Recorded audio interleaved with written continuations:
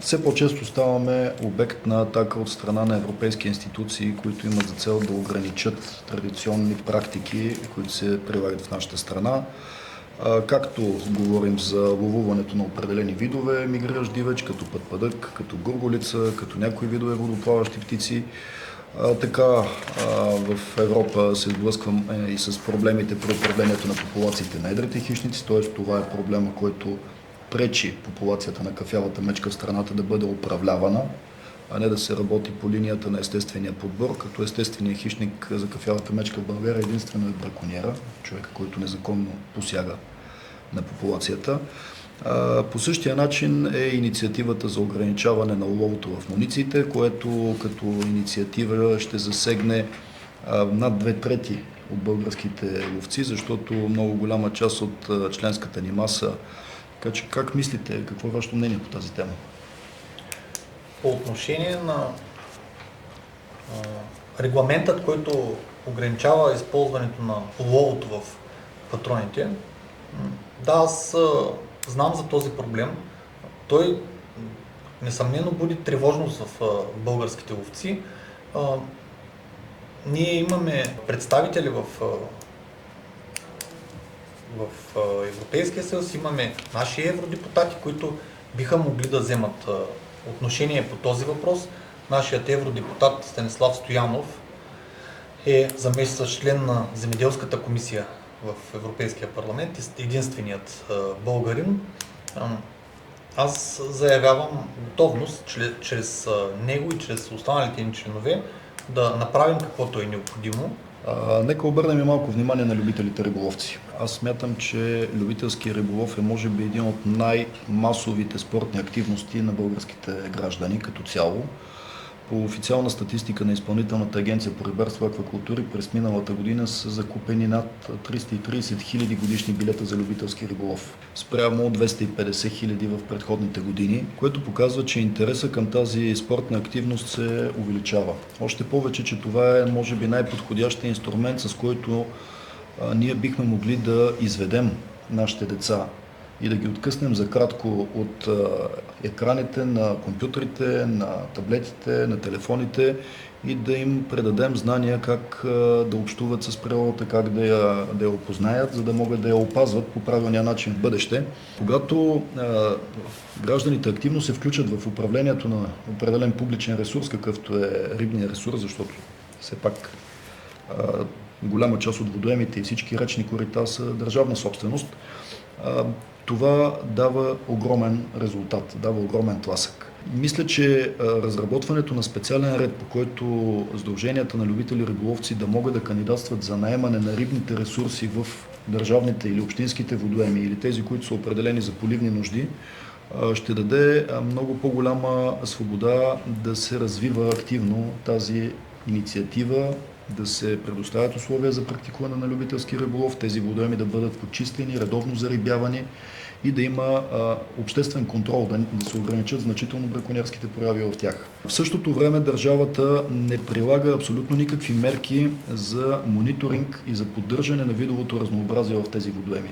Мониторинг на рибните ресурси в държавните водоеми не е правен никога в последните 30 години и отделно от това до 2009 или 2010 година, ако не се лъжа, в Закона за рибарство и аквакултури се съдържаше изискването Министерството на земеделието и храните ежегодно да изпълнява програма за зарибяване. Понеже няколко години поред тази норма на закона не се изпълняваше, беше по-лесно на тогавашния министър на земеделието да внесе едно предложение и текстът да бъде отменен в Закона за рибарството и аквакултурите и в момента ние ползваме изчерпаем природен ресурс, без държавата да има изобщо грижата за неговото подпомагане, за неговото просто да имаме това, което е необходимо като рибни запаси. От тази гледна точка ние смятаме, че е целесъобразно да бъде съставен изцяло нов закон за любителски риболов, за да може любителски риболов да бъде отделен от стопански риболов и от аквакултурите и да може с този закон да се предвиди отделен ред както за реда и начина за наемане на тези водоеми, така и начина по който те да бъдат управлявани от сдруженията на любителите риболовци, както да се предвиди възможност за финансиране на дейности по охрана, мониторинг и зарибяване на тези водоеми, като отчисления от сумите, които се събират от билетите за годишен любителски риболов. Разбира се, това по аналогия е доказано, че работи изключително добре чрез Закона за лова и опазване на дивеча и най-вече да може да се даде възможност местните риболовни сдружения активно да работят с местните власти за образование и спортни активности на деца по места. Какво бихте казали вие по така направеното резюме? Действително има нужда от сериозни законодателни промени. Вие казахте нов закон. За да има нов закон, който да бъде приет, трябва да има правителство с по-дълъг хоризонт. Вие сами видяхте как катастрофира законодателната инициатива Изпълнителната агенция по горите да излезе от шапката на Министерството на земеделието, тупа се топката, минават месеците, правителството се отива, идва следващото служебно, после идва следващото. Това не е на дневен ред.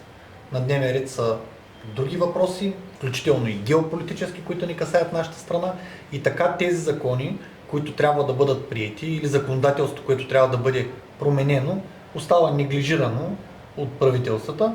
Това се приема като несериозно на фона на заобикалящата ни среда и на фона на проблемите, които съществуват в държавата.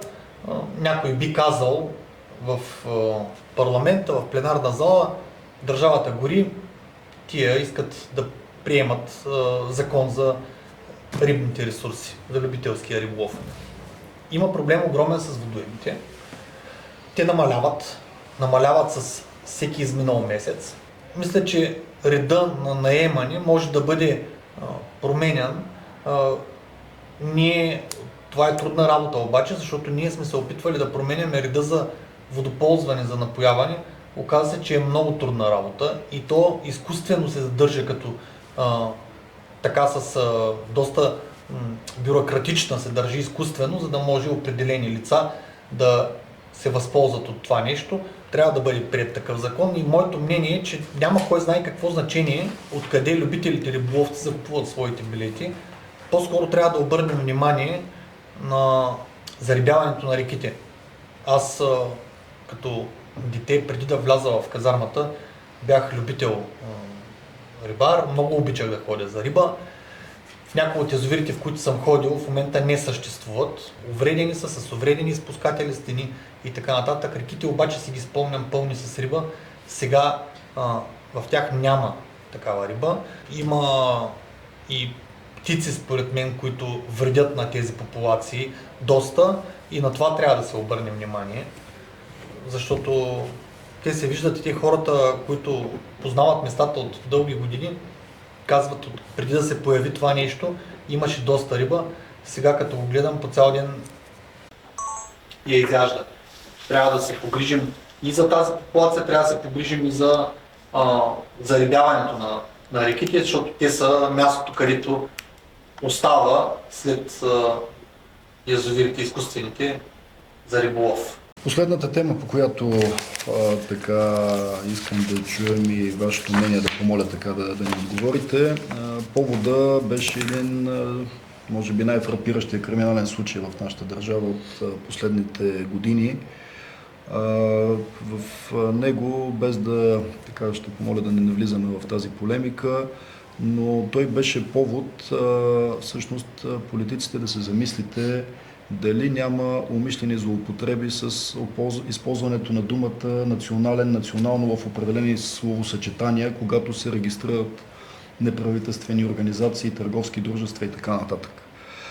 Този въпрос пряко касае нашата организация, защото ние сме сдружение, което обединява 140 юридически лица, ловни сдружения, които извършват своята дейност на повече от 75% от ловната площ на Република България и обединяват в себе си повече от 120 000 граждани. От наша гледна точка словосъчетанието на Национално ловно-рибарско сдружение не би следвало да въведе никой в заблуда, че ние не претендираме да си припознаем роля или място като орган на централната власт. Аз изчетох вашето становище в сайта на Народното събрание под законопроектите, включително и под нашия. разпечатал съм го тук, за да ви кажа, че нашият законопроект, той не би трябвало да води до никакви притеснения от ваша страна. Защо? Първо, защото в него пише следното.